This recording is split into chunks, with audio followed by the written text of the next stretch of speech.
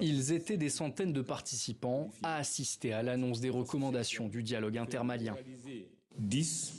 Proroger la durée de la transition de 2 à 5 ans. Chacune des conclusions du rapporteur est applaudie par la foule. 11. Susciter la candidature du colonel Assimi Goïta à la prochaine élection présidentielle.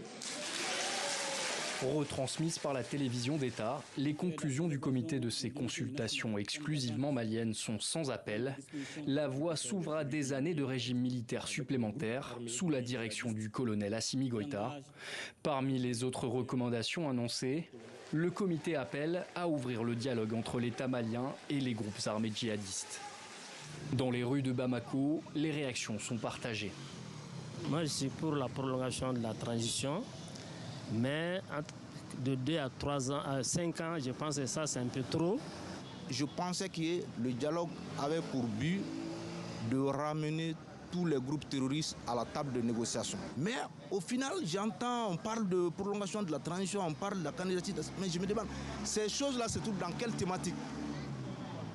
Ce sont des propositions qui ne se trouvent dans aucune thématique. Pourquoi les ramener aujourd'hui? L'opposition a elle aussi réagi.